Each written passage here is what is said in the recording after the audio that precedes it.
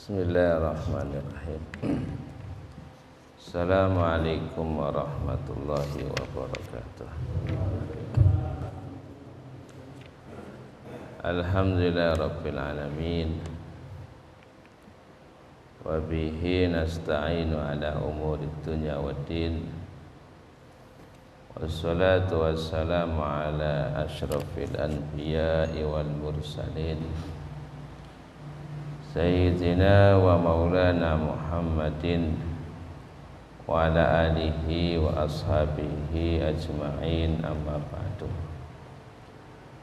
Allahumma alimna ma jahilna wa anfa'na bima 'allamtana wa zidna ilman nafi'an ya rabbal alamin. Bapak, ibu-ibu jamaah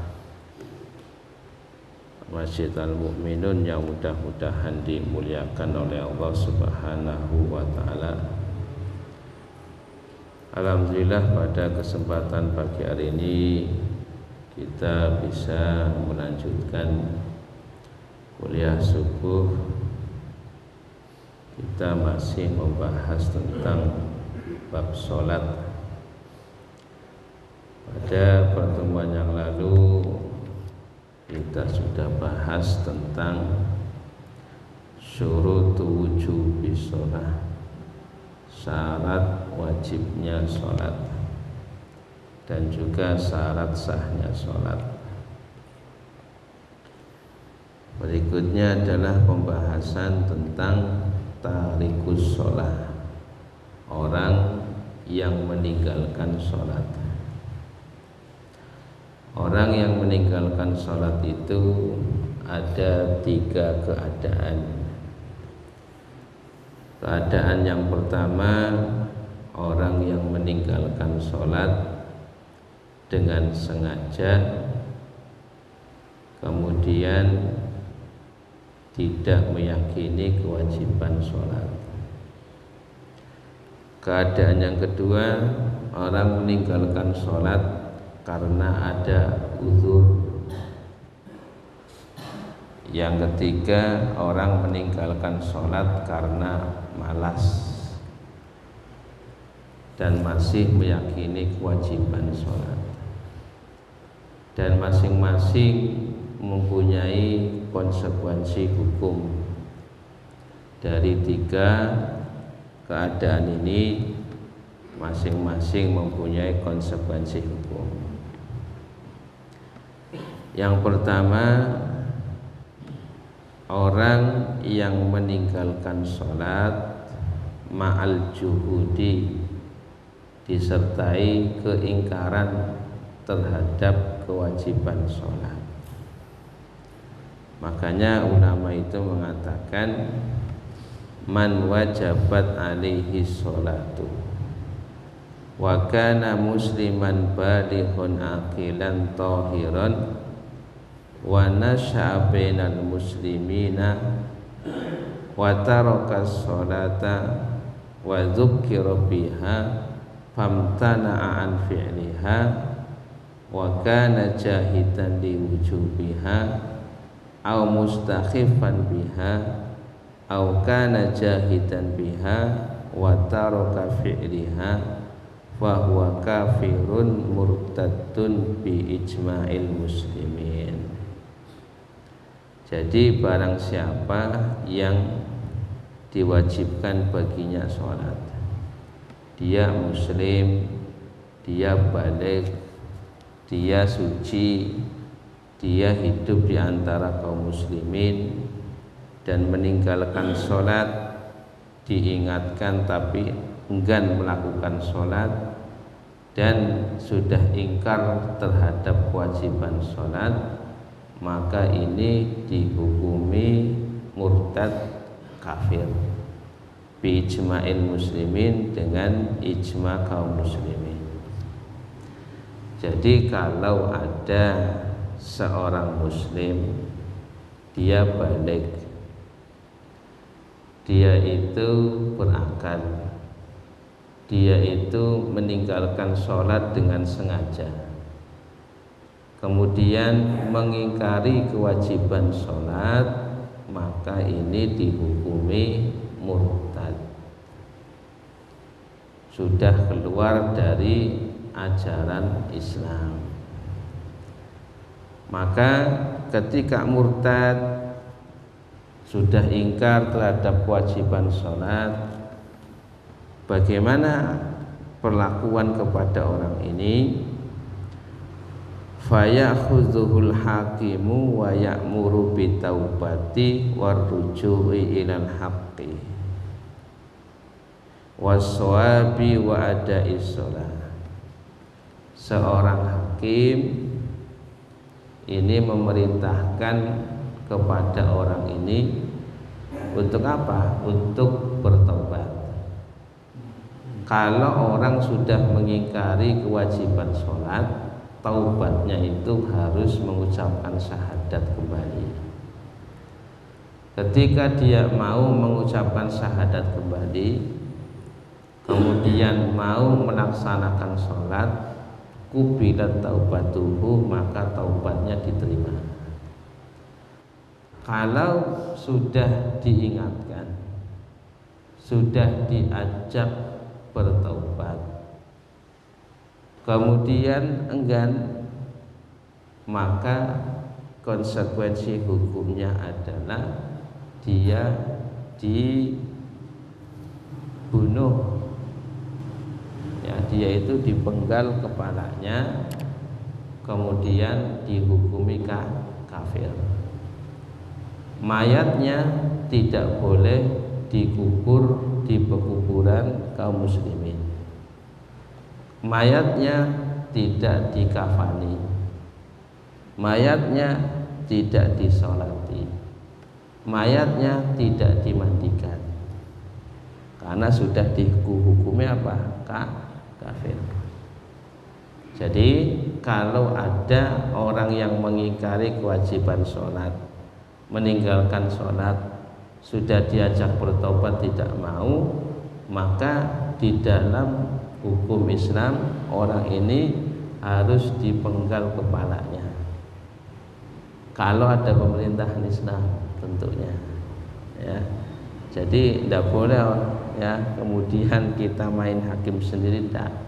Kalau ada pemerintahan Islam, maka orang semacam ini dipenggal kepalanya, kemudian dihukumi murtad kafir, mayatnya tidak dimandikan, tidak dikafani, tidak disolati, dan tidak dikuburkan di pekuburan kaum muslimin. Nah, ini adalah keadaan yang pertama, orang yang meninggalkan sholat. Meninggalkan sholat dengan sengaja, kemudian mengingkari kewajiban sholat, sudah dimintai tobat tetapi tidak mau, ini dihukumi murtad. Maka Imam Al-Marwardi, ini termasuk madhab Imam Syafi'i, beliau mengatakan wa ujriya alaihi hukmur riddati ijma'an.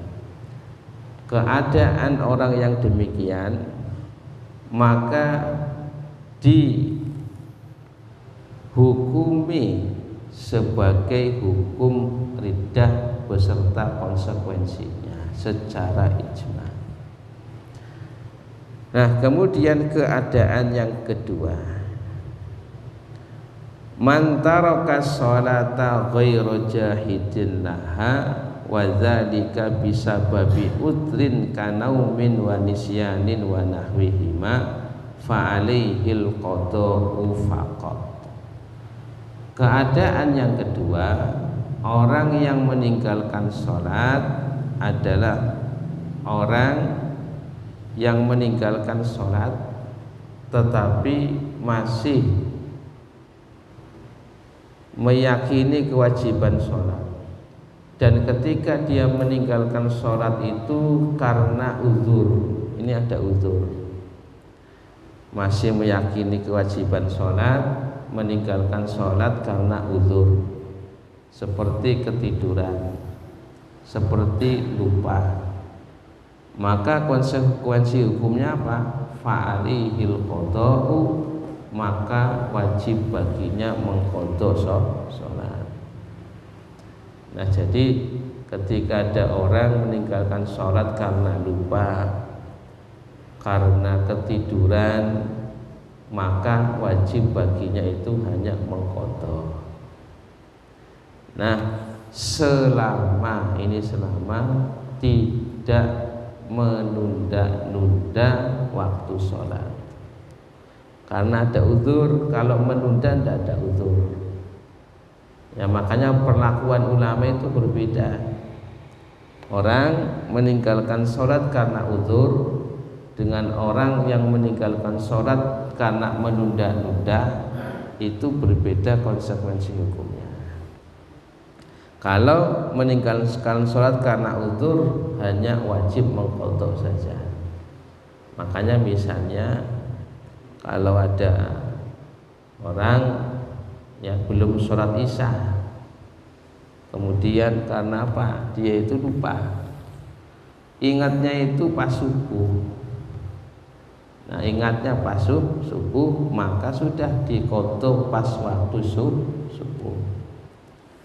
Makanya Nabi Muhammad SAW itu menyampaikan, man nasiya an sholatin, man nama an sholatin aw nasiyaha falyusalliha idza dzakaraha.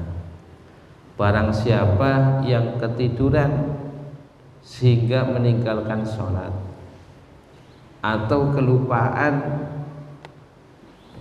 terhadap sholat, maka dia wajib sholat ketika ingat. Nah, jadi ketika ingatnya pas subuh, ya sudah melaksanakan sholat isya pada waktu subuh. Ya, habis subuh ya tidak apa-apa, ingatnya habis subuh soalnya. Jebule durung sholat. Nah, ini keadaan yang kedua, orang meninggalkan sholat karena adanya uzur, seperti kelupaan, seperti ketiduran, seperti karena sangat sibuknya lupa itu. Nah, ini juga ketika dia ingat wajib mengqadha sholat. Nah, kemudian keadaan yang ketiga. Keadaan yang ketiga itu adalah orang yang meninggalkan sholat tanpa uzur. Tanpa uzur, masih meyakini kewajiban sholat, akan tetapi dia meninggalkannya karena malas.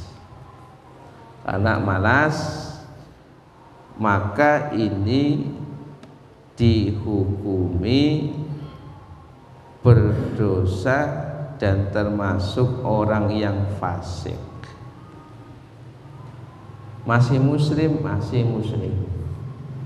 Orang meninggalkan sholat tanpa uzur, masih meyakini sholat, kewajiban sholat, kemudian meninggalkannya karena malas orang yang maka ini dihukumi fasik. Ya, dihukumi fasik, tidak dihukumi kafir. Ya, tidak dihukumi kafir. Nah, terus bagaimana ketika ada orang yang demikian?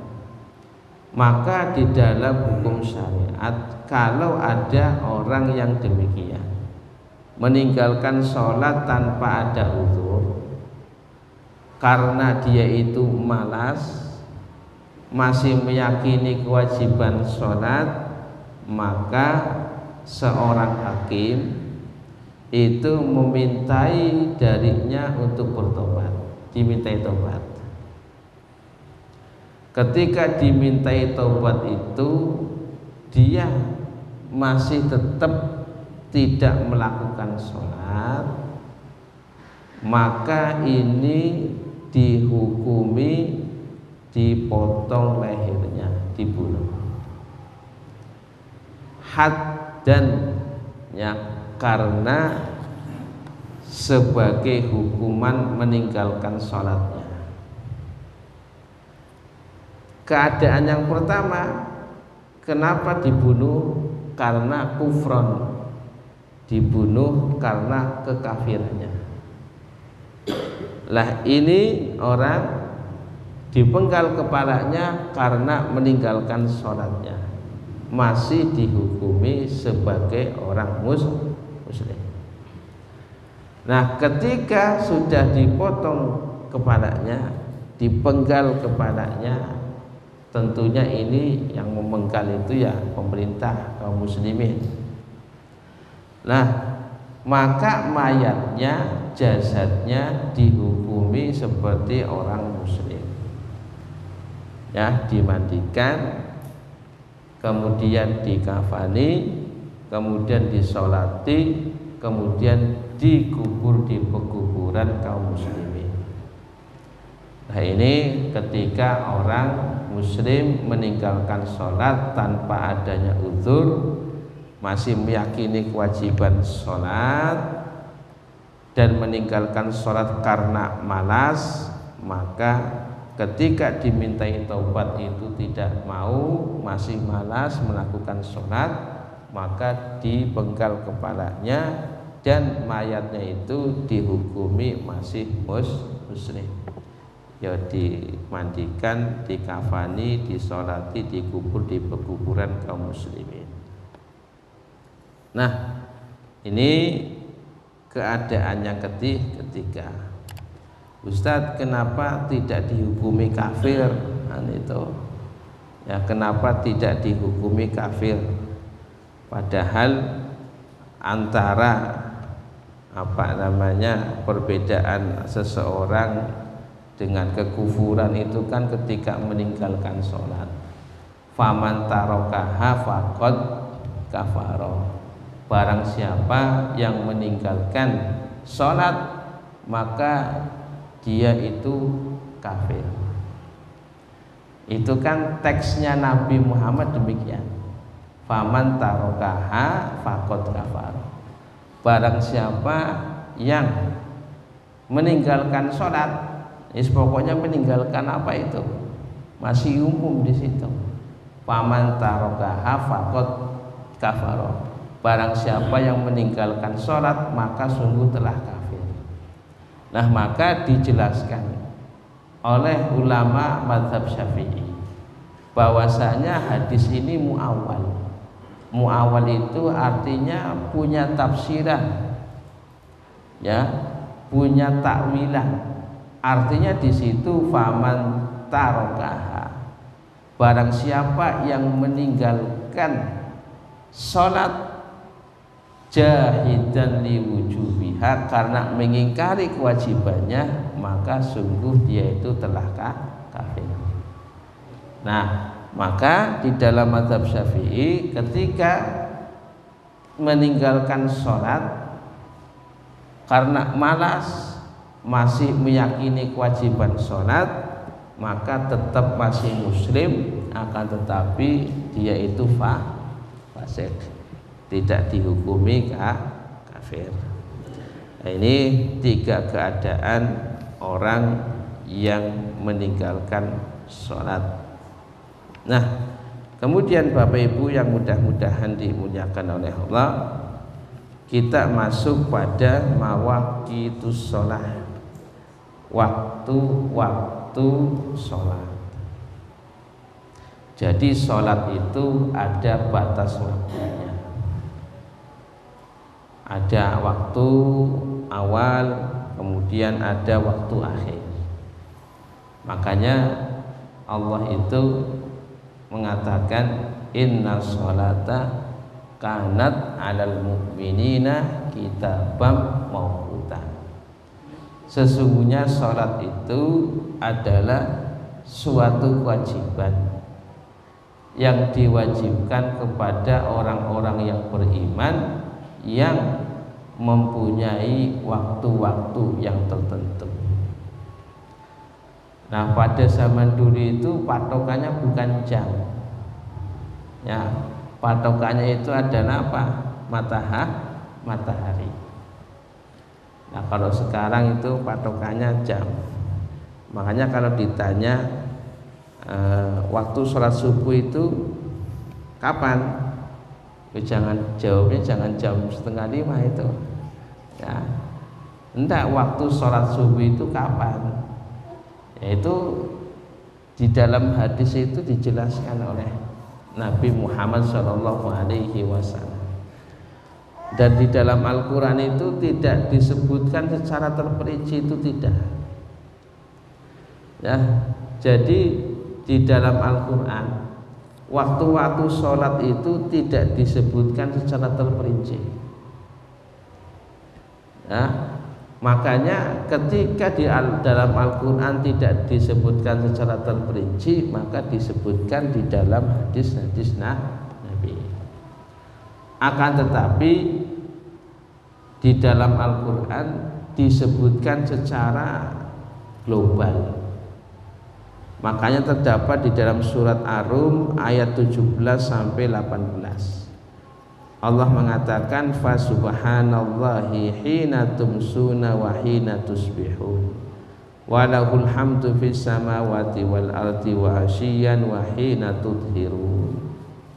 Allah mengatakan fa subhanallah, bertasbihlah kalian semuanya kepada Allah hina tumsun, dalam keadaan petang, wahina tusbihun, dalam keadaan pagi, walahul hamdu fis samawati wal ardan, milik Allah segala pujian fis samawati wal ard, di langit dan di bumi, wa asyian, dan bertasbihlah kalian pada waktu sore, wahina tudhirun, dan pada waktu siang.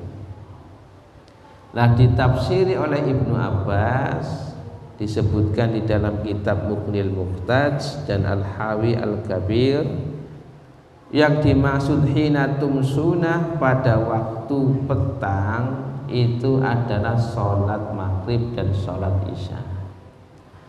Yang disebut dengan waktu sore yaitu sholat apa? Sholat asar.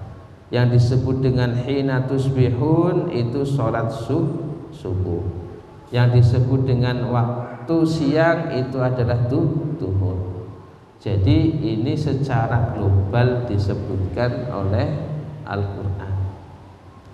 Nah, akan tetapi di dalam sunnah-sunnah Nabi itu disebutkan secara terperinci. Nah, kita masuk kapan waktu subuh itu. Ya, kalau patokannya jam itu berubah-ubah. Ya, kalau patokannya jam itu berubah-ubah. Makanya di Dewan Falakiyah itu ada yang ngurusin waktu sholat itu. Ya, di Dewan Falakiyah itu ada yang ngurusin waktu sholat, kemudian kapan hilal Ramadan, kapan hilal Syawal, kapan hilal Dzulhijjah, itu ada sendiri. Nah, maka di dalam waktu sholat secara syariat itu patokannya adalah peredaran matahari. Ya, pergerakan matahari itu untuk menentukan waktu sholat. Kalau menentukan bulan itu dengan melihat bulan, bukan melihat matahari. Nah, maka di dalam waktu sholat ketika patokannya adalah pergerakan matahari, Nabi Muhammad SAW menjelaskan kapan dimulai awal waktu sholat, kapan diakhiri waktu sholat. Nah, kita mulai dulu dari waktu subuh. Waktu subuh itu diawali wa yadkhulu waqtuha bil fajri shadiqi. Awal waktu sholat subuh itu diawali dengan terbitnya fajar shadiq. ya diawali dengan terbitnya fajar shadiq. Ini bapak-bapak, ibu-ibu, kalau sekitar jam 4 atau mendekati subuh, coba ke pantai atau ke sawah atau yang rumahnya tingkat itu, lihat ke arah mana? Ke arah timur. Itu ketika Bapak Ibu melihat itu, kalau pas waktu subuh itu ada apa namanya, bayangan-bayangan putih yang menyebar, ya, bayangan-bayangan putih yang menyebar, ya mirip warna abu-abu gitu, ya. Jadi apa, kalau malam itu kan gelap tuh, tapi kalau sudah waktu mau subuh itu sudah ada bayangan sedikit putih itu yang menyebar itu. Nah, itu berarti sudah ditandai waktu apa? Masuknya waktu subuh. Nah, ini apa namanya, yang suka apa melek bengi itu coba dilihat itu. Ya, hampir waktu-waktu subuh itu ada. Ya, itu coba dilihat, itu memang betul itu. Makanya, nah apa Allah mengatakan hatta yatabayyana al-khaytul abyadu minal khaytil aswad, sampai benang putih itu terlihat, ya, jelas dari benang hitam. Benang hitam itu apa ya? Waktu malam. Benang putih yaitu waktu subuh atau fajar shadiq. Maka kalau Bapak Ibu mau melihat apa sih yang dinamakan dengan fajar shadiq, coba keluar ke sawah. Itu lihat ke atas itu, ini apa namanya?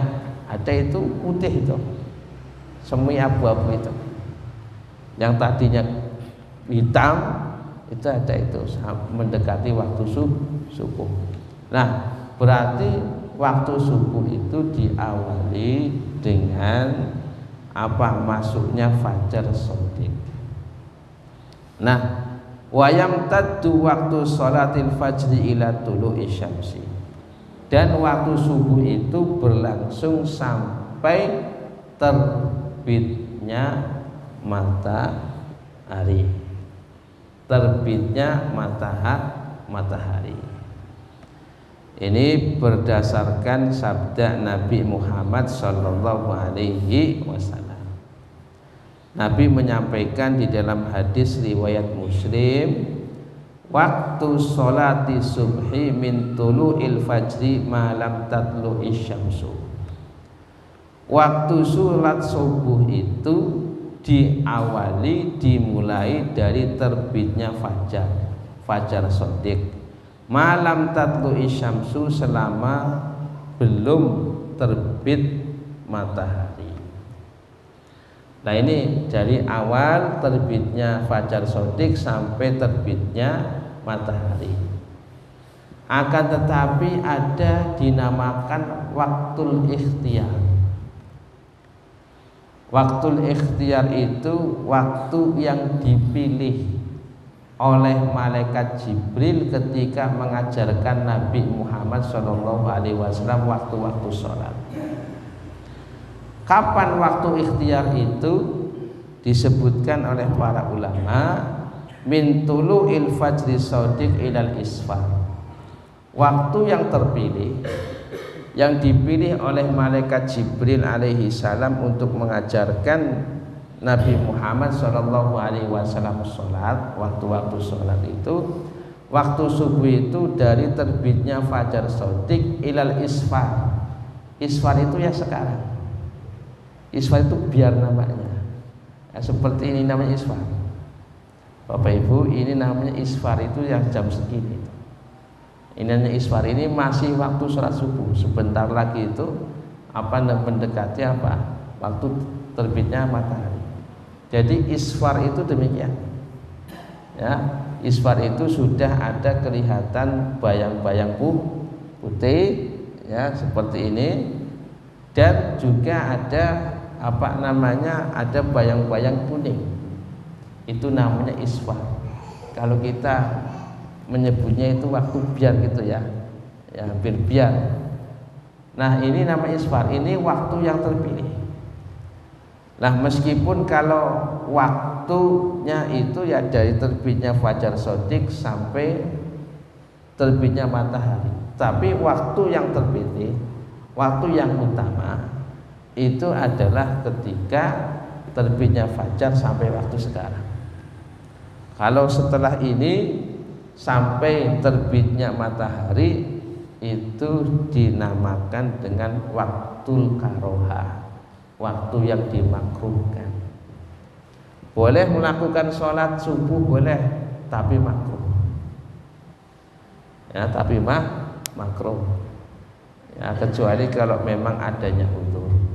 Kalau tidak ada udzur berarti ini waktu yang makruh. Ya, ini namanya waktu ikhtiar di dalam sholat subuh. Waktu yang dipilih oleh malaikat Jibril alaihissalam. Nah ini berkaitan dengan waktu subuh, karena Nabi Muhammad itu diajari oleh malaikat Jibril waktu-waktu sholat. Ketika itu 2 hari Jibril alaihissalam itu mengajarkan sholat kepada Nabi Muhammad SAW. Nah, ketika hari yang pertama Nabi Muhammad SAW itu didatangi oleh malaikat Jibril, yaitu ketika terbitnya fajar shadiq. Kemudian ketika mendatangi Nabi, malaikat Jibril mengatakan, bangunlah, sholatlah, karena ini sudah datang waktu sholat subuh. Kemudian Nabi sholat bersama malaikat Jibril mengimami, Nabi jadi makmum. Ini hari yang pertama. Kemudian keesokan harinya, yaitu hari yang kedua, malaikat Jibril itu datang pada waktu isfar. Ya, saat-saat ini gitu, isfar. Kemudian Jibril mengimami Nabi, kemudian Nabi jadi makmum, kemudian malaikat Jibril mengatakan, inilah akhir daripada waktu waktu subuh. Nah, maka ketika itu para ulama itu mengatakan ini adalah waktu yang dipilih oleh malaikat Jibril, meskipun secara waktu subuh itu adalah sampai terbitnya matahari, tetapi waktu yang terpilih itu sampai waktu sekarang.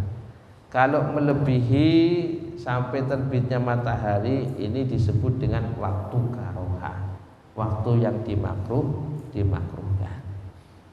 Nah ini misalnya kalau istilahnya sengaja sholat subuh itu jam setelah ini sampai terbitnya matahari, itu disebut dengan waktu karoha. Kemudian waktu sholat duhri, waktu sholat duhur. Kapan waktu sholat duhur itu?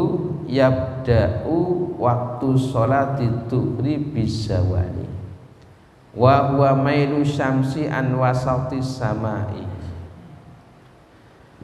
Nah, waktu duhur itu dimulai ketika tergelincirnya matahari ya ke arah barat.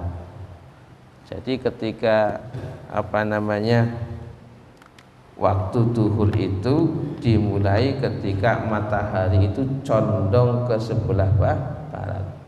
Setelah waktu istiwa itu, makanya kalau di dalam kalender sholat itu ada di situ waktu istiwa. Waktu istiwa itu maksudnya itu waktu di mana matahari itu posisinya tepat di atas, lurus, itu namanya waktu istiwa. Dan ini haram hukumnya yang melakukan sholat sunnah mutlak. Ya. Kemudian nanti setelah waktu istiwa itu namanya waktu zawal. Ya. Waktu zawal itu ketika matahari itu condong ke sebelah barat, yang ditandai dengan bayangan benda itu condong ke sebelah timur. Nah, makanya kalau masjid-masjid dulu itu pasti ada paku di depan itu. Nah, masjid dulu itu pasti ada ya semacam tugu, kemudian di atasnya itu paku. Itu apa untuk mengetahui waktu sholat. Nah, jadi waktu sholat duhur itu ya dimulai ketika matahari itu condong ke sebelah barat, yang ditandai bayangan benda itu ke sebelah timur. Nah itu. Nah kalau memang waktu istiwa itu memang tidak ada bayangan. Ya, makanya kalau Nabi itu mengatakan bayangannya manusia itu berada di sendalnya itu. Ya, kalau waktu istiwa itu bayangannya manusia itu berada di sendalnya, tepat di kakinya. Itu istiwa, berarti belum masuk waktu zuhur. Kapan waktu masuk zuhur? Nanti ketika bayangan benda itu sudah terlihat itu berada di arah timur. Itu berarti sudah menunjukkan waktu zawal. Ya, makanya kalau ada kalender sholat itu ada waktu syuruk. Waktu syuruk itu ya pertama matahari itu muncul. Waktu istiwa ketika matahari itu tepat berada di atas. Ini menunjukkan kalau sudah condong ke sebelah barat sudah masuk waktu zuhur. Nah, kemudian sampai kapan? Wa akhiruhu idza saratil kulli syai'in mislahu. Sampai bayangan benda sama dengan benda aslinya. Ini jarang ada yang mempraktekkan demikian. Ini kalau yang di tengah-tengah lapang itu bisa itu mempraktekkan. Nanti kalau mau menjelang asar coba ya jam 3. Ya coba ketika suasananya itu cerah, matahari itu nanti bisa kelihatan Pak. Waktu asar itu bayangan kita itu sama dengan aslinya. Jadi ketika itu berarti sudah masuk waktu asar. Nah, tapi jangan bilang ayo kangenan temen sintat kongsekian aja. Ya maksudnya ini syariat demikian itu. Kadang-kadang jam saja itu jam saja itu kadang-kadang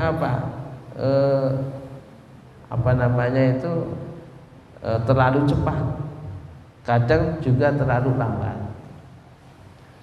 Nah itu nggak boleh. Kenapa? Karena ini urusannya sah dan tidak sahnya waktu sholat. Nah makanya syariat tetap patokannya itu bukan jam, patokannya adalah pergerakan daripada matahari. Nah jadi waktu zuhur dimulai ketika matahari itu condong ke sebelah barat, ditandai dengan apa? Ditandai dengan bayangan benda itu condong ke sebelah timur. Sampai kapan? Sampai bayangan benda itu sama dengan benda aslinya. Ini adalah waktu zuhur. Itu yang bisa saya sampaikan. Barangkali ada yang mau ditanyakan, silahkan ditanyakan dari Bapak Ibu semuanya. Ada yang ditanyakan, silahkan. Ya.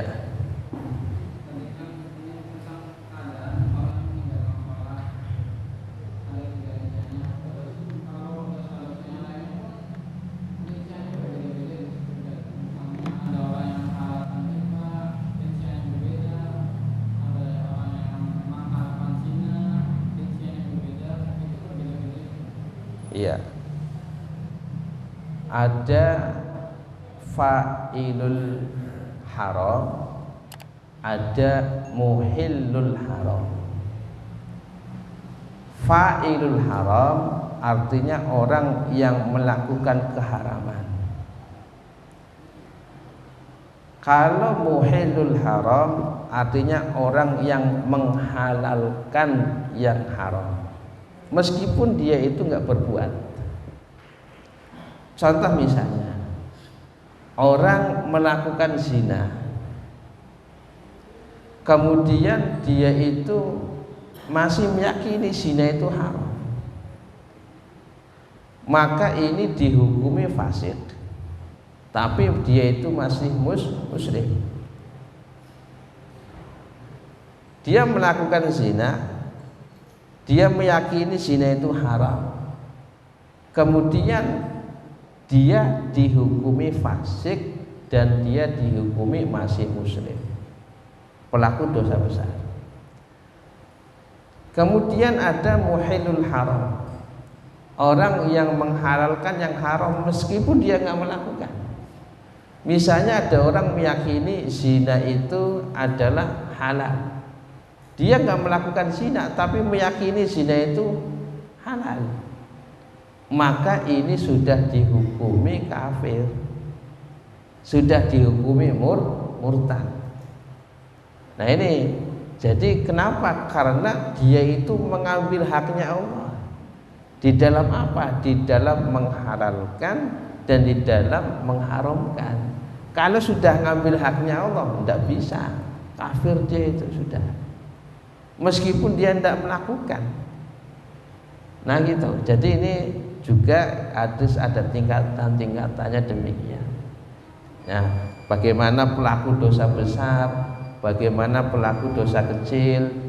Nah, kemudian nanti ketika pelaku dosa besar tidak serta-merta kita itu mengkafirkan, itu tidak bisa.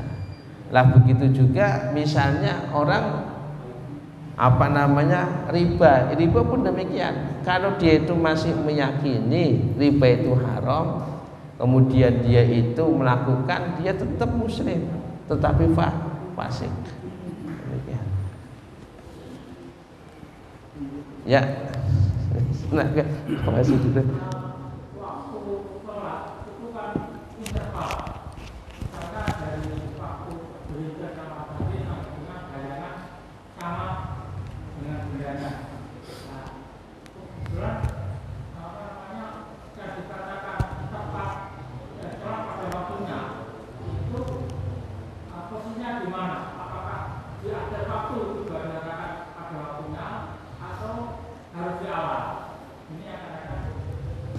Iya. Sholat tepat pada waktunya. Nah, yang dimaksud dengan sholat tepat pada waktunya artinya sholat sesuai dengan waktunya. Ya, cuman ada di situ waktu fadilah, waktu yang utama. Nah, maka ada hadul wajib, ada batasan yang wajib. Batasan yang wajibnya artinya sholat ya pas pada waktu yang ditentukan. Nah kemudian konteks hadis itu bagaimana Ustaz? As-sholatu ala waktiha. Maka ya, para ulama itu mengatakan ya sholat pada awal waktu yang memang disebutkan oleh para ulama dan praktek daripada Nabi dan para sahabat. Itu demikian. Ya. Wallahu a'lam bishawab. Enggak.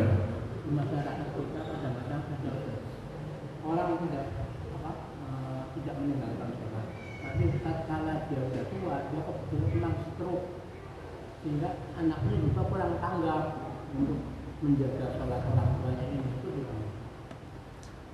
Orang tua sudah stroke, mudanya meninggalkan sholat apa tidak? Tatkala tua dia meninggalkan sholat karena stroke, ya. Anaknya kurang tanggap. Orang yang stroke tidak bisa bergerak, ya, ketika tidak bisa bergerak tapi masih berakal, masih bisa melihat, maka tetap masih punya kewajiban sholat. Itu yang pertama. Terus bagaimana wudunya? Diwuduin. Kalau tidak bisa diwuduin, ditayamumin. Ya. Kemudian siapa yang melakukan? Ya tadi anak-anaknya, mengingatkan selama masih ingat waktu sholat. Kalau toh memang anak-anaknya tidak tanggap, maka dia itu yang sholat tanpa wudu pun tidak mengapa, dengan isyarat mata. Ya, dengan isyarat mata demikian. Ya, itu yang disebutkan oleh para ulama. Ya, seperti orang sholat dalam keadaan telanjang itu sholatnya bagaimana? Kan sama halnya demikian, karena syaratnya tidak terpenuhi. Maka ketika anaknya tidak tanggap, dia masih ingat waktu sholat, dia masih berangkat, tapi cuma tidak bisa tayamum, tidak bisa wudu, ya sholat sesuai dengan keadaannya dia. Nah itu. Kecuali kalau maaf orangnya sudah stroke, kemudian tidak ingat waktu sholat, kan ada demikian keadaannya. Kalau sudah tidak ingat waktu sholat, kalau sudah tidak ingat dalam masalah waktu, maka anaknya yang mengingatkan. Kalau diingatkan dia itu kadang juga ngeyel, oh enggak ini sudah waktu isya nih, nah, berarti sudah, artinya sudah apa? Pikun sudah tidak ada kewajiban sholat, karena akalnya sudah tidak berfungsi dengan baik. Itu demikian. Ya Allah a'lam bishawab. Subhanakallahumma wa bihamdika asyhadu an la ilaha illa anta astaghfiruka wa atubu ilaik. Assalamualaikum warahmatullahi wabarakatuh.